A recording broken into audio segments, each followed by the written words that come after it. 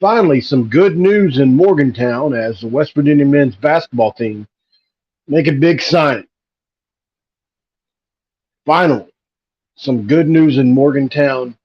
Welcome and thank you to everybody that's waiting in the chat room. Sorry I'm a little bit late. Still having the allergy issues, guys. I'm beginning to think it's the air quality. As we all know, there's been fires that have just ravaged the air quality, especially in my area.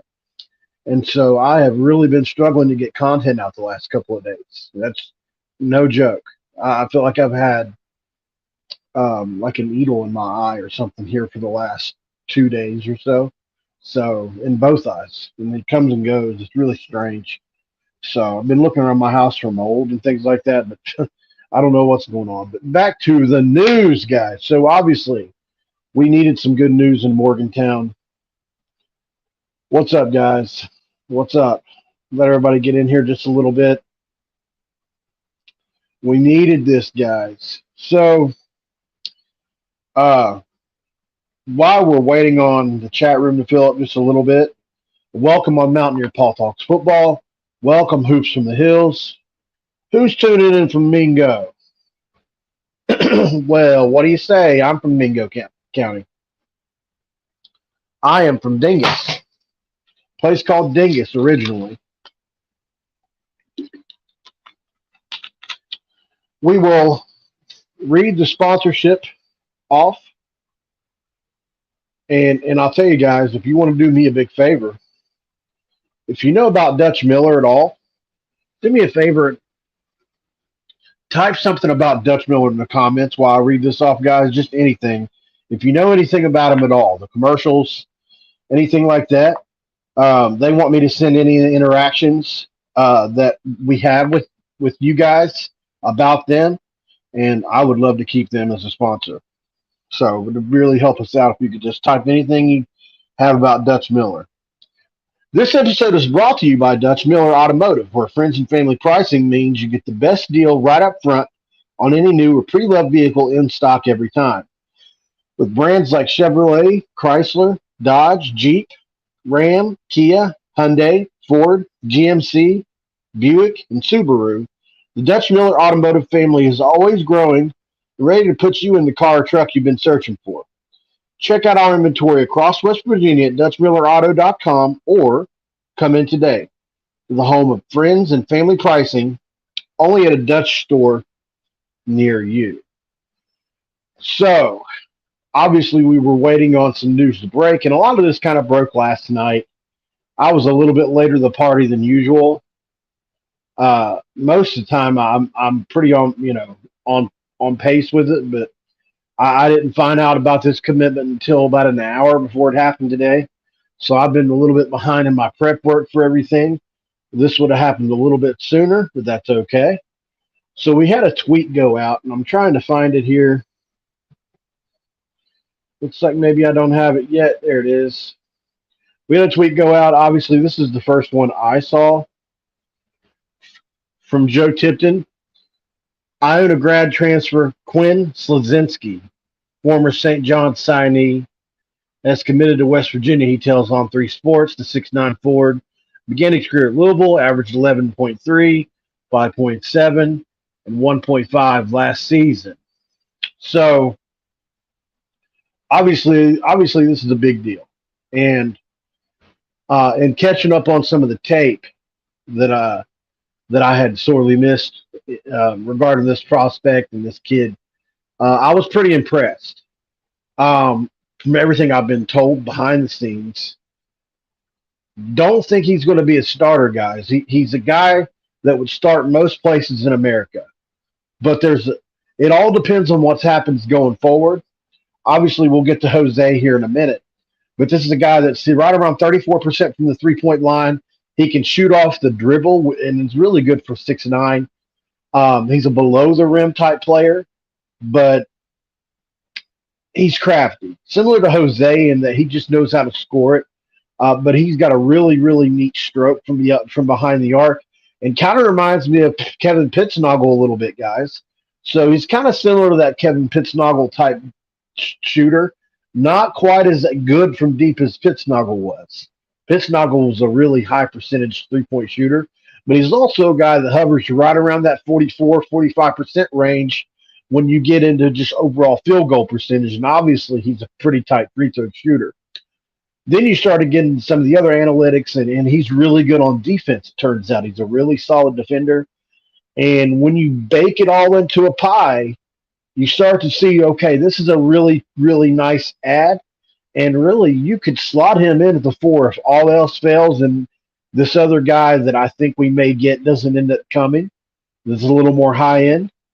Uh, this is a guy that could certainly slot into the floor and give you minutes and give you 10, 12 points for a season ish in that range.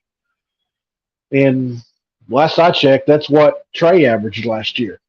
And he shoots a little bit better percentage from three than Tre did. He's not as good on the block. Obviously, Tre could go over either shoulder, left, right, and was extremely skilled with his footwork. Face-up game was on point. But this kid can shoot it better than Tre, and I'd say they're a push on the defensive side of things. So not really. This is a huge ad, and I think if he has to start, he'll play well. But I think that they've got their eyes on another person who this will segue in. And we're all, by the way, guys, so those of you watching on Mountaineer Paul Talks Football, we're going to get into the depth chart as well. I'm late to the party on it. I know, like I said, the allergies, guys. You have to forgive me. But let's talk some depth chart. A little bit surprised with some of how that played out. We'll get into some of that here a little bit later on the show. But I think a lot of us are wondering about one man and one man only, and that is, some people love him, some people don't. Some people dislike how he handles himself on social media, but there's no doubting that we need Jose Perez to return to Morgantown. And all indications are that there's a good chance that may happen now. I have to be careful with what I say here. There are certain things I'm allowed to and not supposed to say yet. So I'll just say that there's a good chance that this happens now. And if that does happen, obviously and this is pretty common knowledge, at least on some of the paid sites. There is a former top 30 big guy. I'm assuming it's a big guy from what I can be able to work out that should be coming with Jose, that is connected to Jose if he indeed does come back into Morgantown. So obviously he would be slotted into that 4th spot alongside Jesse Edwards were he to come. Can't say much more on it, guys. Just be watching for that. Let's get to some of the comments. And oh, by the way, guys, support the show if you can. The super chat button is sorely something we'd be thankful for if you could help with, for sure. And you can donate anything you would like to, a one-time donation. You can certainly do things as often as you want. We'll take it. But this, for me, this is my career. This is what I do. So anything is given is truly a blessing, and I'm grateful for. Give me a thumbs up, Steve Davis. I like that. Do you think Danger's ETN as a backup center or any other centers? Yeah, I don't think Dandridge. He's a guy who, when we first reached out to him, there was some smoke. Then they backed off, and then there was smoke again.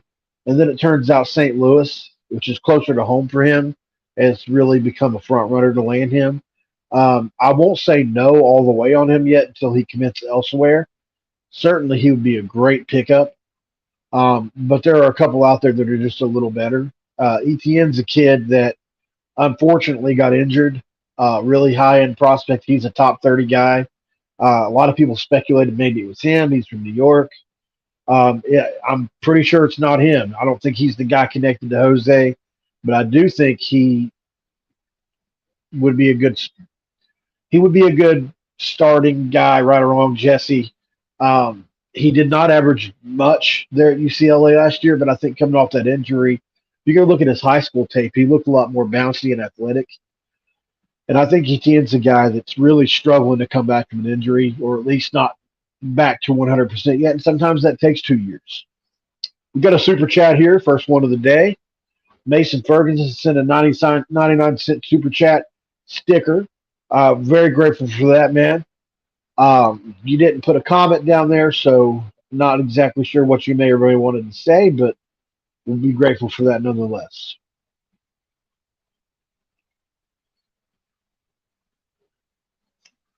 Seth Wilson, who is the dark horse for this upcoming season in basketball or football, Seth?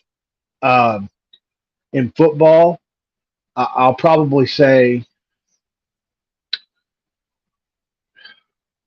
I think UCF is a school that is not a lot of people are talking about. They've got a ton of momentum in the recruiting rankings, and Gus Malzahn is certainly a top three head coach in the league at this point. So I'll say UCF is a dark horse first year in the league. I do think they're going. Most teams are going to struggle the first year in the league, and UCF included. But if you're just asking for a straight up dark horse off the top of my head, I'll go them. If you're talking about basketball, it's a little bit trickier. The new ads to the league, and especially Houston, who was an elite school in basketball last year, wouldn't necessarily be a dark horse. Um,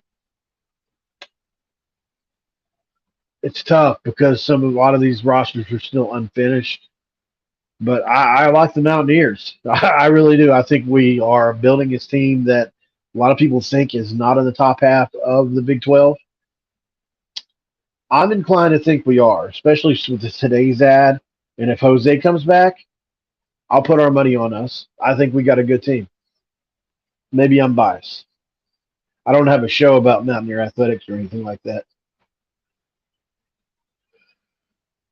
Mason Ferguson with the sly remark. Um, Here's all I'll say about this one. He's not in the portal yet. So take that for what you will. Acock is a top 30 former 5-star guy who may or may not have some connections to Jose Perez. Um, not in the portal yet, unless he's gone in the last couple of days. I haven't checked. But from everything I understand, he's not in the portal yet. So West Virginia would not be able to be in contact with him yet, as far as I know. So that's really all I can say on that one. But yeah, there would be interest if he was in the portal for sure. As usual, guys, give Coos hell down in the comments. He's still on vacation, leaving me here to do all this work. Can you believe that? What he does to me. Go Mountaineers, Larry Westfall. Appreciate you for being here today. I thought he was in the portal. No, he's still in Georgetown. You can check for me. But as far as I know, Acock is not in the portal yet, from what I know. Now, like I said, I could be wrong. Um, it happens from time to time. Cole D, man. You know what to say about Dutch Miller Auto Group? They're so good at selling cars, they could probably sell a tricycle to a cheetah. I love that, man. And they'll love that. I really appreciate that a lot. Um, because they love the goofy stuff like this. So I think they'll like this comment. Really appreciate that comment, Cole D. Oh, I'm getting back over here to comments that have already happened. I think Dutch Miller, only place I'd purchase a car from. That's what I'm talking about, David Kimmerer. Is Dutch Miller Dutch? Dutch Miller, I think, passed away. He's the original owner. Chris Miller, governor candidate in West Virginia, who also sponsors this show. Now, if he wins that thing, be nice to have him in our corner, won't it, guys? But yes, Chris Miller, who is the owner of Dutch Miller, will be running for governor this year. Uh, he's got my vote. That's all I'll say about that. Don't want to get into politics too much. Funny commercials, keep it up.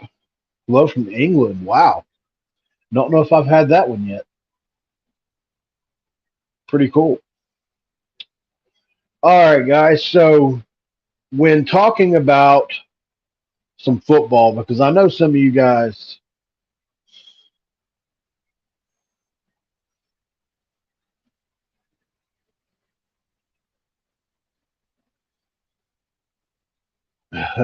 right. Big Aaron with the super chat. What's up, Big Aaron? Um, it's a good question. I think concerning Neil Brown, I mean, if you want me to be honest with you, I would just love for him to be the last coach that we see in our generation, and that he where he turns into a Frank Beamer. Who, if you look at Frank Beamer and what he did at Virginia Tech, he didn't win for the first 4 or 5 years. It happens.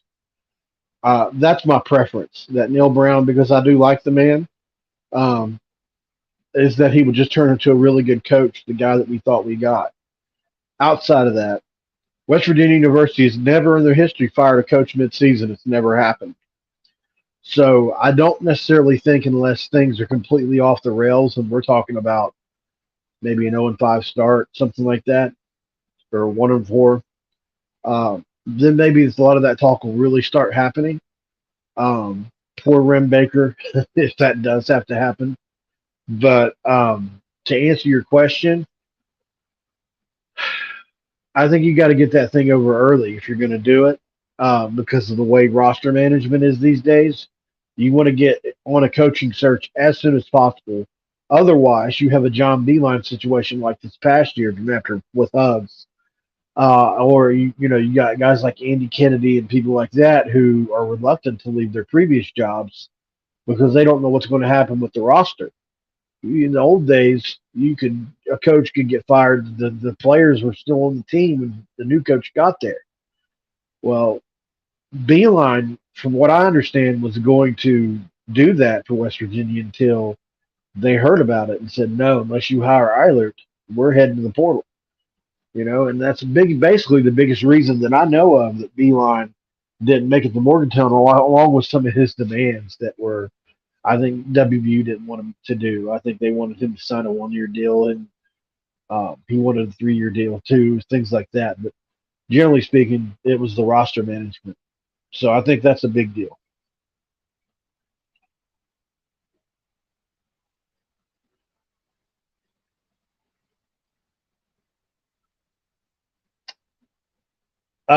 So for basketball, I think you pretty much heard it. There's a kid from Israel. I'm not going to pretend I know how to say his name, but there's a kid from Israel that a lot of people are talking up right now, international player. West Virginia has been really good at signing international players this year. There's somebody in the excuse me. There's somebody in the program that's really good with the F1 visas. I'm telling you, man, these allergies. Um, and if you're not familiar with F1 visas, basically all they are is, and I had to research this for a video. Um, so obviously, international players can't make as much as American-born players unless they're pro athletes, and there's a different kind of visa altogether. But the F1 visa in the past have been for amateur athletes, and in order to get around that, because let's say the highest they can make is 30K or something like that, which is nothing compared to what some of these players are making. You have to go to that person's country or another country of their choice and do deals over there, and they get paid over there. And that's what they've done with Kirk Risa. That's what they've done with Jesse Edwards, and probably with one or two other on the roster, like James Okonkwo at one point in time, people like that, where, like I said, they are working through visas. So it's a really interesting deal how that's working out. So I think that's one of the reasons we got a Jesse Edwards and a Kirk Risa is because we have people in West Virginia at our university and in the trust that know how to, I don't know which, but that know how to do the F1 visa uh, loopholes, which are legal. There's nothing illegal about it, very well. And on the football side of things, by the way, there's 2 spots left open. Obviously, will linebacker is a huge position of need, but it's all about who comes available. They're not going to take just anybody. That's what I know. So I think at the end of the day, they're always going to take a defensive lineman.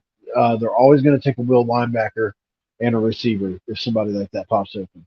I personally think another receiver would be great and a will linebacker, but I'm not the coaching staff, and they seem to be bullish on what they got. What's up, Mountaineer Lair with Kenny? Um, well, like I said, there are people that feel like the there's a good chance he comes back now. Obviously, with Jose, from day to day, it's just hard to say what the hell's going on. It's just the way it is right now. He's got certain people he trusts and that he talks to, and they give him advice and whatnot. He doesn't have a handler or an agent, or at least not one that's public. And so a lot of this stuff is just him doing it. So there's a lot of, uh, it's not very, there's an instability there, like with from day to day. So, but as of today, people feel pretty good.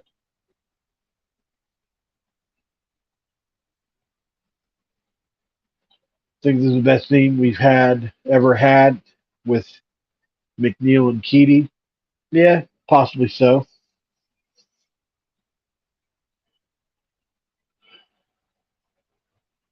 If you're asking me to, if you're asking me to put it out there how I feel, um, I'm truly split on this, man. I really am. Because I don't have. I mean, I have inside info as to how people feel today, but as of tomorrow, this could all be different. I'm gonna say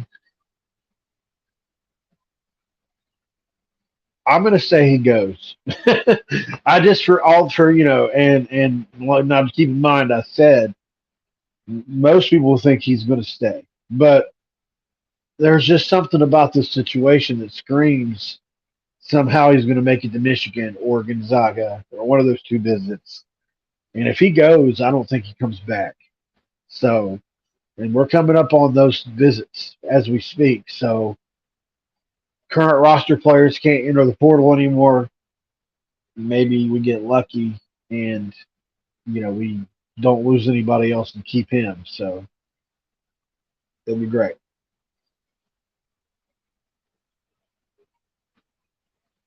It's a good question. Yeah, for sure. And I think, the staff has realized that this is something they can target.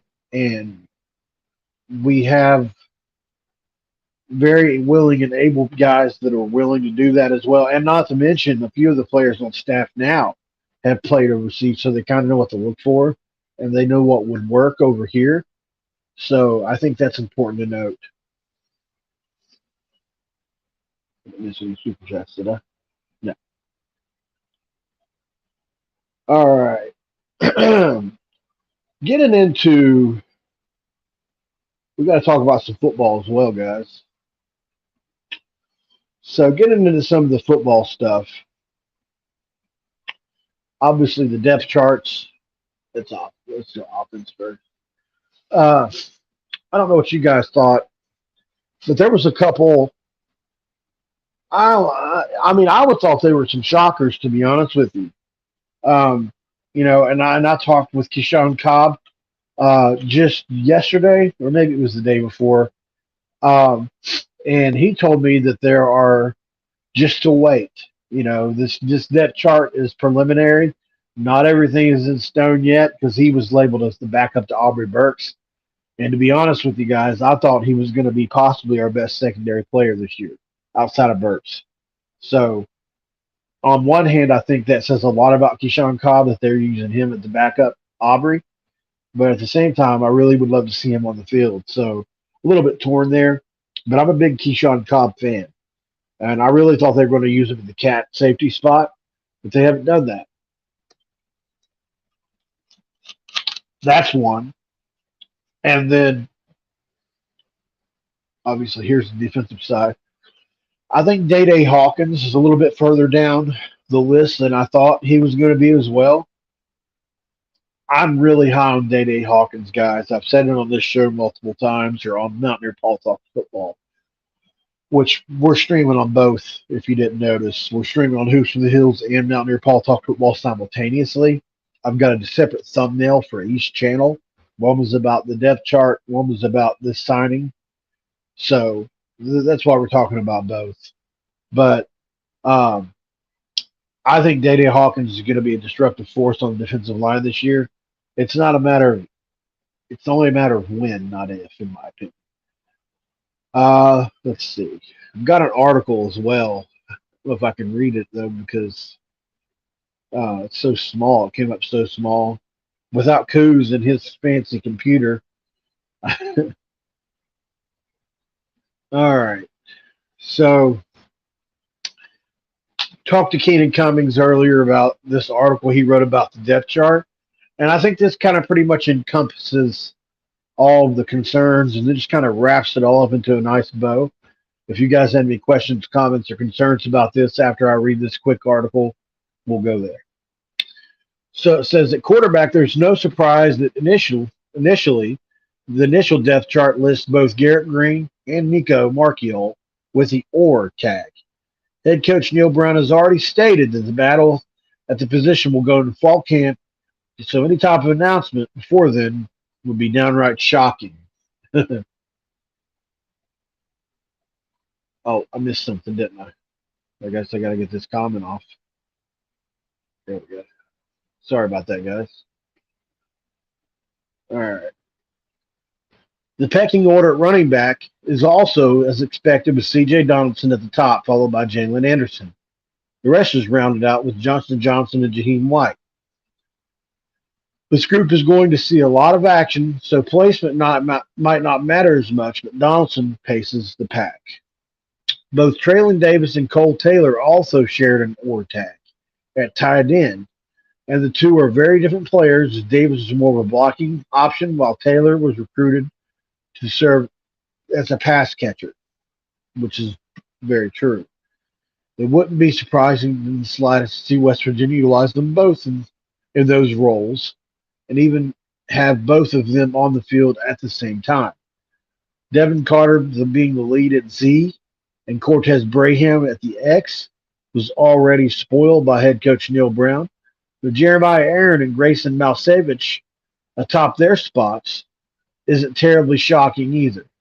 Malsevich, I hate saying his last name, shares this role with Jarrell Williams and Noah Massey, and there's depth at each of those spots here, although relatively unproven, at least in Morgantown. There should be plenty moving around between the spots as well. The Mountaineers look to get the most out of each spot. Offensive line was cookie cutter. On the left side with Wyatt Milam at tackle, Tomas Rimac at guard, Zach Frazier in the middle at center. On the right side were a few adjustments. Brandon Yates and Jaquay Hubbard are at guard, Doug Nestor's at tackle. Now, this certainly doesn't guarantee this is how it ends up, as each of these people can move around if need be. But it's definitely an interesting organization of the position prior to the start of fall camp. There's also plenty of depth across all positions, although some, if it needs to prove itself. All right. On the defensive front, West Virginia is expected starting group of Edward Vistarinen, Mike Lockhart, and Sean Martin, but there's depth behind as the Mountaineers should go 8 deep behind the starters with players such as Day Hawkins, Jalen Thornton, Hammond Russell, Batorma Mulba, Torres Simmons, Asani Redwood. Not going to try to say it. They're battling for spots. Bandit Jared Bartlett returns as the starter for the 17th year in a row, but there's more than quality depth that the program has had there in several seasons with transfer Tyron Bradley and freshman James Hurd, who you guys all know I'm extremely high on. I think of all the players on the roster, James Hurd Jr. has a chance to be a freshman All-American this season at the Bandit spot. I wouldn't even be surprised to see him take it over by year's end. Lee Koba was the no-question starter at Mike, while the Will spot lists Gyro Favoris ahead of Trey Lathan for the time being. That battle is expected to continue into the fall, while others such as Tyreek Austin Cave could fill each spot if need be. The depth here is concerning simply because there aren't many options to select from, and we'll need to show that this year.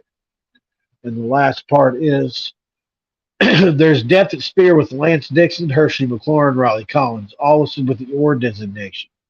That's a shocker as well. The position is going to have options. Aubie Burks is the expected starter at free, with Keyshawn Cobb backing him up, while Marcus Floyd and Anthony Wilson are listed at the catch spot. The latter must take a major step forward in order for the secondary to prove the overall product. Quarterback was addressed with transfers, but remains open as one spot lists Andrew Wilson Lamp or Montre Miller, while the other is Malachi Ruffin, Beanie Bishop, or Jacoby Spells. West Virginia simply didn't get good enough play here a year ago, but with new transfers being added to the mix and those returning players getting more experience, the hope is that they take the next step. It's necessary for the secondary to improve the overall play that's coming fall. So for me, guys, obviously at corner, I think we obviously that's probably the biggest thing that needs to get sorted out, maybe on the team. I have a lot of confidence in some of these players. I think we're going to get some good play out of Montre Miller, Beanie Wells. I really like both of those guys being added to the situation. Checked out some Beanie Wells tape while he's at Minnesota, and he really played well there at times. And he was there, although he didn't start on what was an 11-win team. He was there. He was similar to the sixth man in basketball. He was like the third corner, like he was a really high up kind of guy for on a really good team. But I think, like I said earlier, Keyshawn Cobb is a guy I really expected to win one of these jobs. Now, maybe he just fits the free safety spot better, but it's kind of Aubie Burks is such a good player, you can't take him off the field. So Keyshawn Cobb, his day will come, and maybe he'll be a great contributor for us this year and then really play an expanded role going into next year. But they had mentioned that cat safety really needed to step up. And Anthony Wilson, while isn't the greatest cover guy, had 101 tackles, guys, in his last spot. That's impressive, man. And I really think, because they're going to rely on that spot for run support, he's as good as it comes for run support. He's a tackling machine. If you haven't seen my video on Anthony Wilson, it's on Mountaineer Paul Talks Football, where we talk about him being that very same tackling machine. Did I say Beanie Wells? What's up, Zach?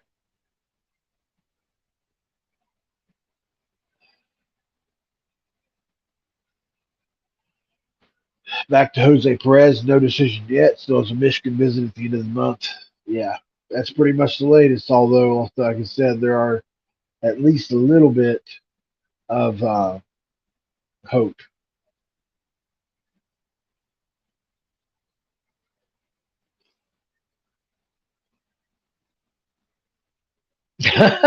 Cole D. We need to crowdfund you a setup, Paul. It'll help the Mountaineer out. Tell Dutch to hook you up. I'll get to 100 more comments like the one above. I like it. I wish it was that simple, man. Really appreciate it. Guys, you got any questions, let me know. This certainly doesn't have to go an hour. Certainly just wanted to get on here and cover the big news of the day, which was obviously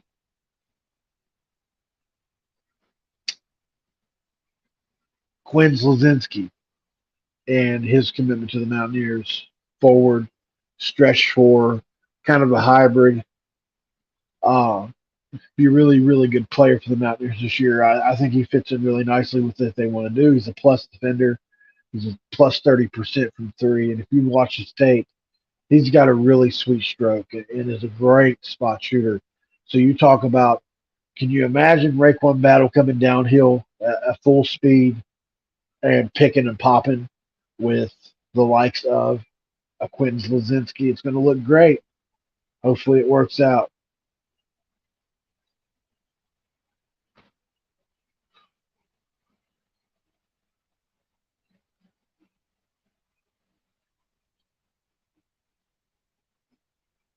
Are you going to do TBT stuff? Can you expand on what that means, Jacob Yoho?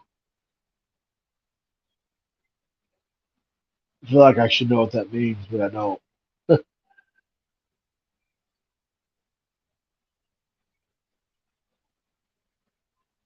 Really appreciate you guys, man. Hey, real quick, for those of you that are watching the video after the fact, if you haven't liked the video, please like the video. There's 75 in here right now. Be nice to have 75 likes on the video. I don't know how many there are. Maybe they're already at 75. And if you're not subscribed to Mountaineer Paul Talk Football or Hoops from the Hills, it's free. We would love to have your subscription, guys. And also turn the notifications on. And last but not least, please drop a comment below. Interact with us. Let us know what you think about the Quinn Slazinski signing. Also about maybe how you feel about Jose Perez and his is he in? Is he out? How do you feel? Obviously, and let us know how you feel about that Mountaineer football depth chart. Were there any shockers on there for you, or was it pretty much par for the course? I'd love to know how you feel. Oh, yeah. TBT basketball. Yeah, I'm going to need Coos for that.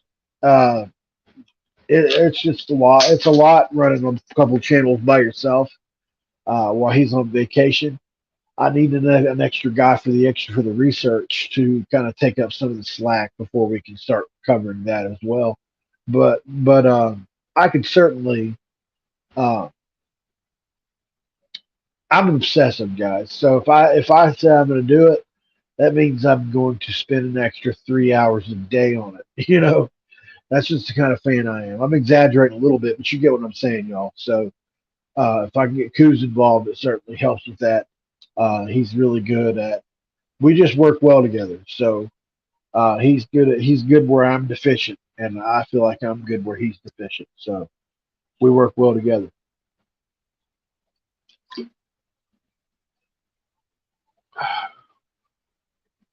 I went and got some Claritin today, guys. So hopefully this stuff all goes away. I'm telling you, I've been miserable. This has been like it's almost like having the flu in a sense. It just makes you feel sick.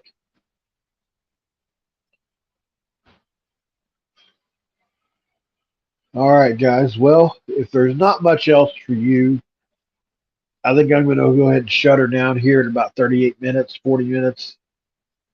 Uh, just recap really quick. Quinn Slazinski obviously transfers. One heck of a turnaround. He went in the portal long before Jay Coots and company made another big splash in the portal. Really love seeing that.